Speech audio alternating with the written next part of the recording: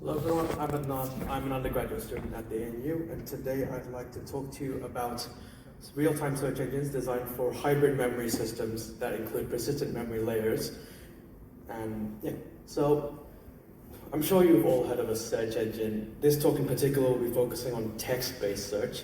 So you want to find keywords in a particular, in a data set, find the documents that match certain keywords. So industrial search databases need to be very fast, and we want to search a high volume of data with high throughput and low latency, query latency, that's including tail latency. So the main data structure that underlies these search engines is the inverted index. This consists of a dictionary which contains the terms that are in your database, and then you have the postings. So for each term you have the list of documents that contains that posting, and this is agnostic of what the implementation of the dictionary. So in traditional search, these inverted indexes are built offline and they're read optimized.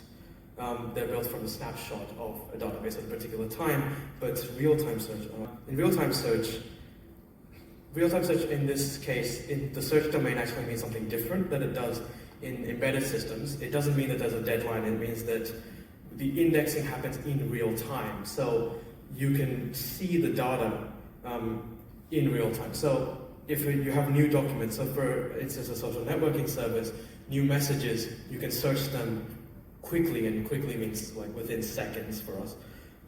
So examples include Elasticsearch and Twitter's Early Bird. Both of these are based on Lucene. So this introduces some additional challenges, because first of all, we have rights that we need to consider in our data structure, and we need to transform from the write optimized format to the read optimized format quickly.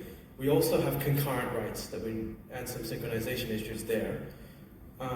We want to serve as many queries as possible from memory, because we have a lot of hot data and we want to be able to search that quickly. So we want to keep as much in memory as possible, and in real-time search especially, you have a lot of hot data that we want to do that with. But DRAM capacity can't really keep up with that. When we say hot data, like you might want to be able to search all of the documents within the last day or so. And that's, in one day, Twitter users create 500 million tweets. So DRAM memory capacity, even with contemporary techniques like distributed memory, it's difficult. So traditional storage-centric solutions retain DRAM latency advantage by having a page cache. So the page cache is what contributes improved latency. So new segments are kept in the page cache until they have to be moved to storage.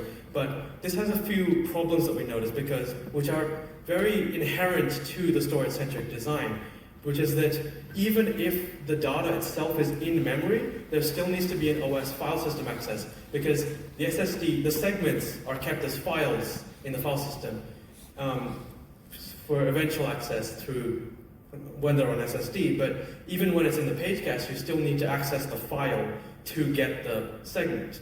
Also, because block devices have different trade-offs with respect to data organization, you also have to reformat the data. In this work, we will explore an alternative proposal to a storage-centric design, which is that we want to extend a memory using an intermediate layer of non-volatile memory, which in practice means Intel-obtained persistent memory or phase change memory. And we purport that the benefits of this include that we have the direct access feature of persistent memory means that you can access it like DRAM, you can memory map it, and it's just memory. You access it at a byte addressable level, and that means you do not need to reformat, and in particular, you don't need to keep on opening files for each new segments. So our contribution is called Spirit, and it's a real-time search engine that uses a hybrid heap for the reasons that I just discussed, with a DRAM heap section, which is extended with non-volatile Intel-obtained. So this has the advantages that I covered in the previous slide here, and also enables stronger consistency guarantees. I will talk a little bit more about how the crash consistency works soon. So, yeah. So the overall design of this system is that you have the global descriptor table. So we have a global descriptor table and we have index partitions on DRAM and NVM. Partitions and segments would mean the same thing. Query evaluators, so would query the global descriptor table to identify if they want to access a particular segment. The descriptor table gives the state of the segment. You can see, it can be compressed. It could be at a particular time either in DRAM or NVM. The query evaluator identifies where the segment is and can access it through just pointers in the global descriptor table. And over the lifetime of the search engine, segments will move from DRAM to NVM, which I will also go over. So on a more detailed level, in DRAM and NVM, we have pre-allocated heaps, which we have a short-lived and a long-lived component for each heap. And we also have threads that form the indexing pipeline, which I will go over the roles of each now. So the ingester first begins by receiving new documents to be indexed, and this part isn't very interesting. This is just general methodology for search engines. For real-time search engines, which is that we have a write-optimized format in the short-lived DRAM. So new postings we have blocks that form a linked list, and that is write-optimized, and then the flusher converts that. Once the short-lived DRAM is full, it closes the segment and then read optimizes it. At this time, the ingester continues ingesting new documents, but I'll show you the concurrency later. The flusher creates read optimized posting lists, which are contiguous arrays. Then this next step is what's interesting to us, which is the first feature that we have that exploits the special properties of non-volatile memory, which is the engraver thread. So the engrave operation involves copying to NVM. So in storage-centric designs, you want to copy to SSD for persistence. We have a policy where we want to eagerly engrave. So at this point, when the segment is engraved, so the engraver begins engraving at this point, the segment is copied to NVM, but the DRAM copy still exists, and the query threads actually do not see the non-volatile version of the segment at this point. You can see it's grayed out in the diagram. So at this point, the query threads still see the DRAM copy because DRAM is faster than NVM. We retain the latency advantages of DRAM. At the same time, we have the copy of the segment in non-volatile memory, so if a crash occurs, then the data is saved for us. So this has two goals, and one is having improved crash consistency, but also this copy to NVM, we hide that latency from the query threads because they don't see any of that copy. So this ensures lower latency. This is one way that we have lower latency. This slide just summarizes the points that I just made. And then after this, so the engrave operation is two-phase. After the copy of NVM to NVM is complete, you have the two copies in DRAM and NVM. The next step is that we keep the DRAM copy of the segment around as long as possible.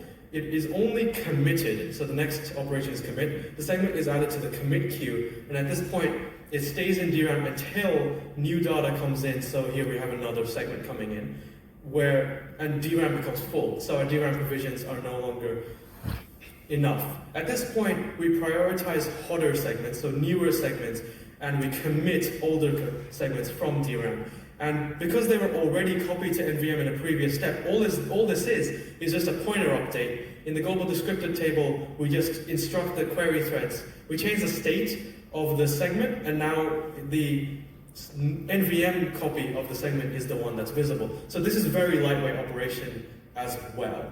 And at this point, so the goals, what we achieve using this is that we keep the lower latency of DRAM, the advantage as long as possible, and only show the NVM version when it's necessary. So this slide also summarizes the information that I just gave you.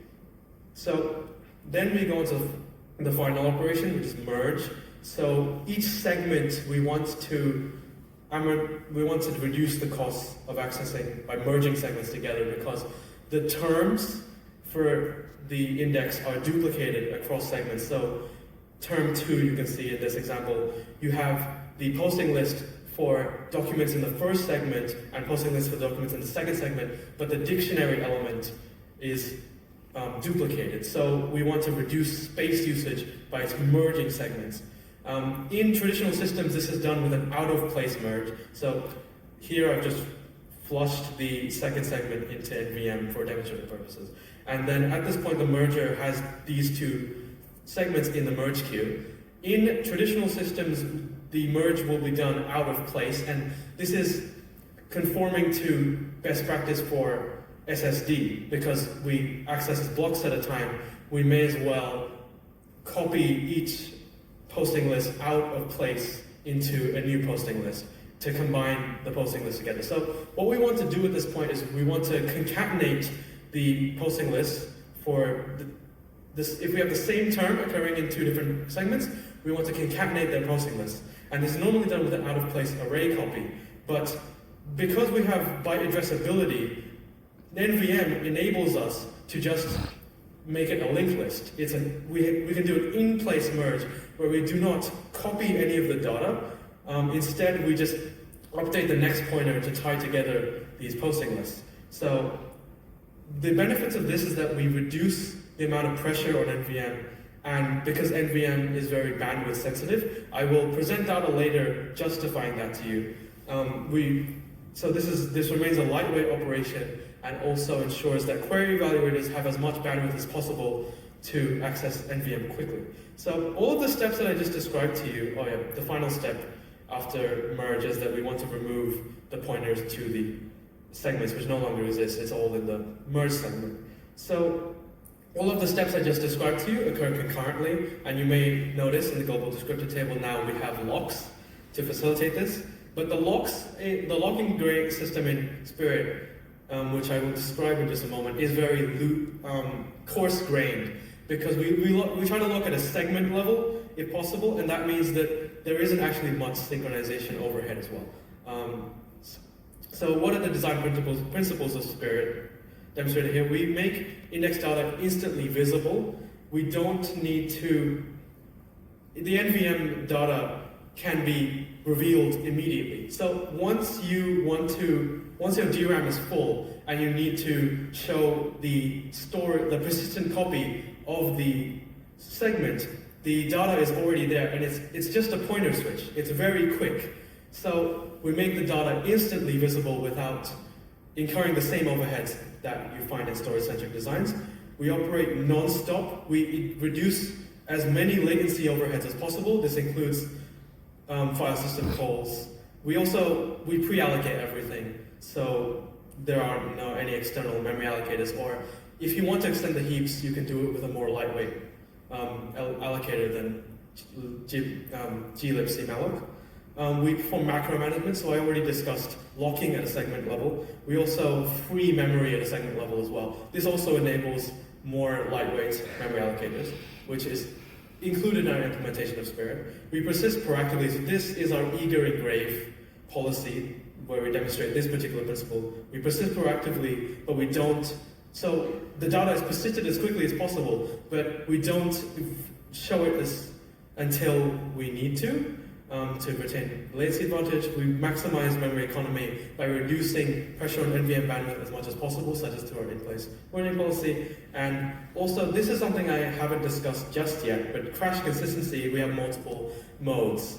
And what we found with crash consistency is that it's actually more difficult when you have an NVM system to enable crash consistency, because you have byte granular updates that actually makes it more difficult to log, because you want to log at every update.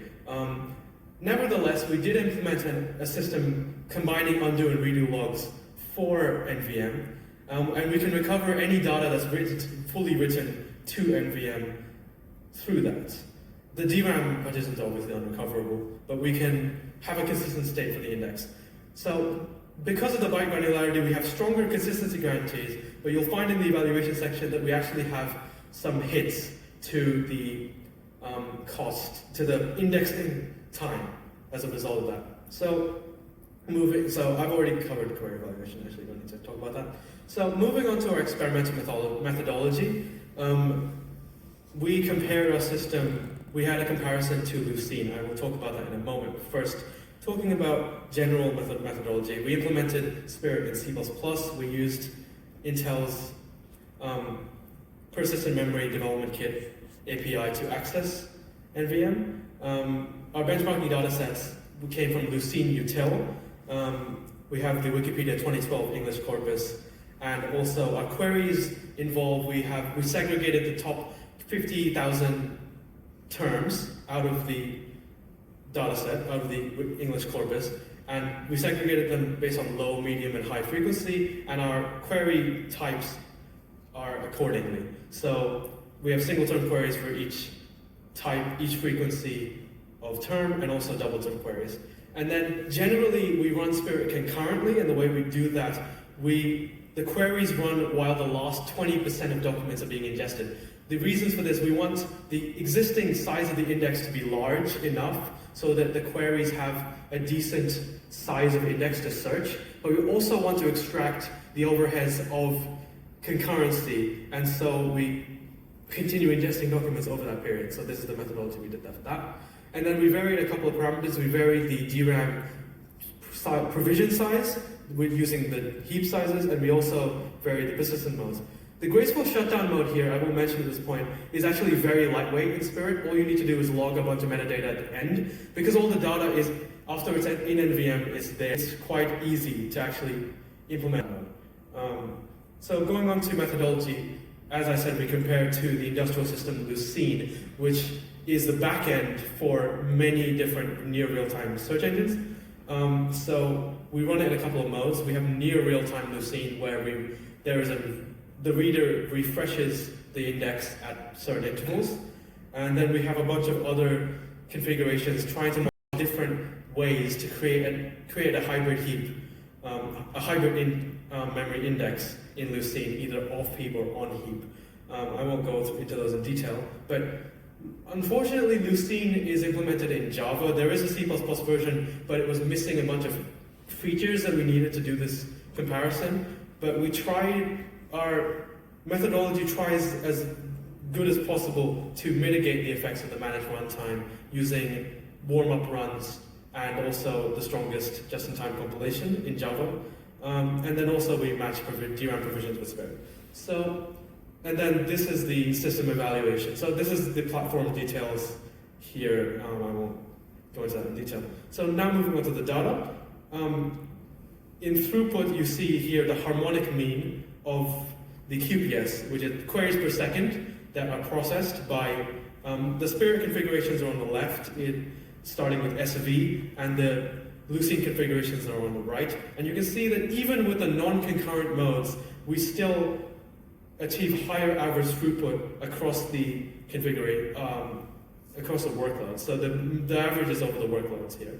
If we show a more detailed breakdown, we actually find that we underperform compared to Lucene for low frequency terms when they're queried. And the rationale that we had for this is that with low frequency terms, there aren't that many postings to retrieve. So the difference, the effect of our memory-based optimizations aren't really visible as much. So the dictionary that Lucene has is more optimized, which is not an area that we're focused on, so that's why we have that. And then going on to latency, we observed that the near real-time configuration of Lucene actually performed very badly.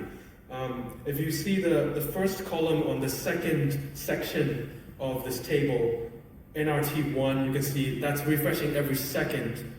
That's actually very slow. The latency is very high, both out median and tail, compared to us. And so we can observe that Lucene's infrastructure is not very good at handling near real-time operation. Spirit's design facilitates that much better. And the reason that we found for this is that the file system operation penalty, they have to continually open the commit point file for segments that are still in deep memory. We observed that the penalty curve through that is significant through this particular experiment. Then looking at other more latency. So here we have the non-concurrent configurations of Lucene in the bottom half. And we again found that we underperform compared to on L queries. We have the same reason as for throughput, why low frequency queries are bad for us. And then also, this is comparing the volatile version of Spirit in the top half with the crash consistent version of Spirit with various DRAM provisions.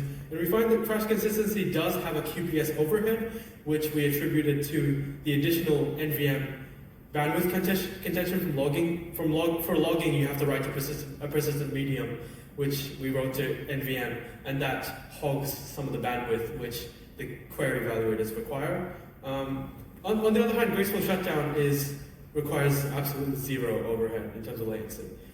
Talking about indexing performance, we found that Lucene's indexing Spirit's indexing is far faster than Lucene's in almost every section. The faster merging is because our lightweight in-place merging operation allows us to have faster merging, and we have faster committing to persistent medium, again validating our eager engrave policy.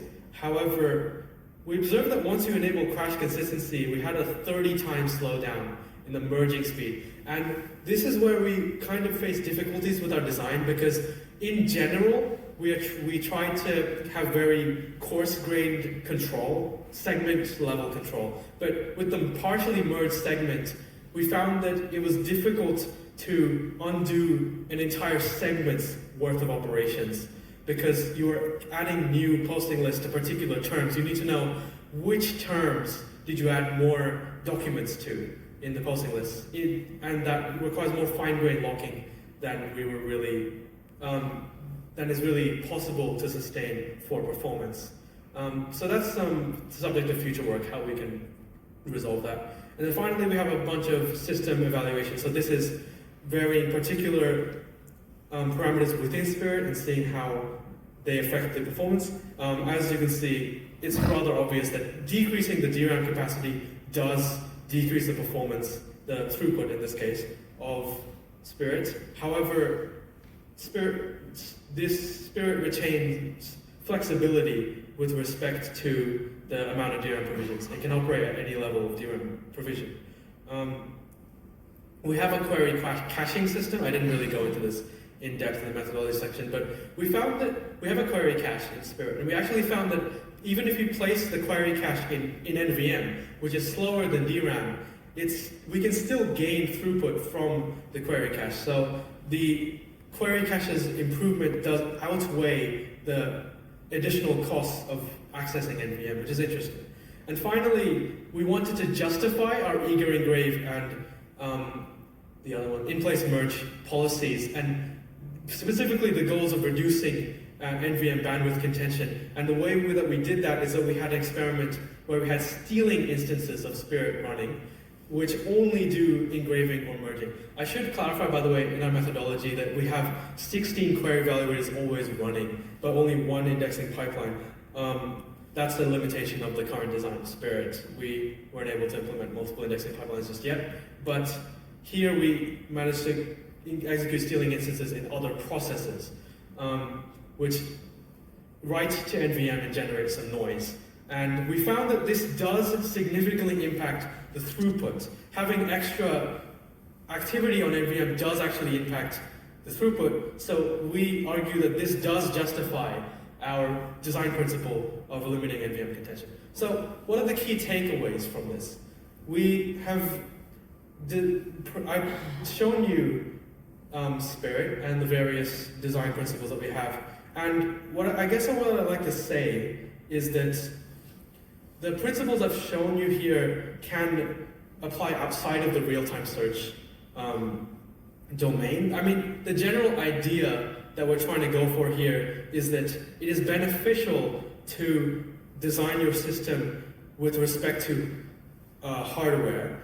And what we really need to do to exploit like these new cutting-edge storage, new technologies, especially in memory systems, is we want to co-design the hardware and software. So we're trying to demonstrate in this work how having particular design principles on the software side can lead to better exploitation of additional features of your emerging storage medium. So Spirit is open source. We are currently working on making it available, but it should be available soon, and you can keep up to date with our social medias for that. So that's all I have for you. Thank you very much for listening. Any questions? Thank you so much. Is there any questions?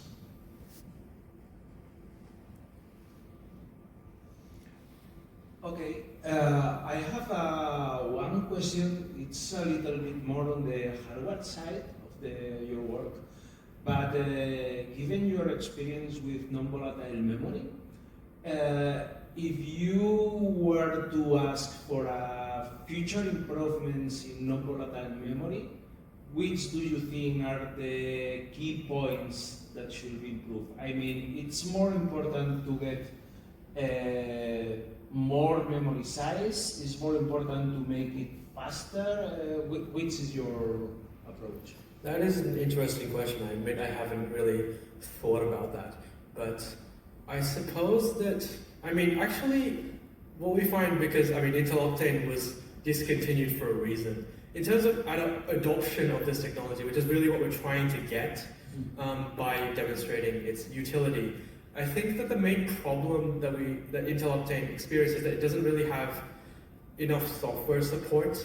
Like it didn't have a revolutionary impact because like you needed to reconfigure your existing databases a lot to work with NVM. So I actually feel like improving the sort of set of tools that we have to use NVM effectively is really the way to go for that. Okay, thank you so much. Any other question? No? Let's thank the speaker again.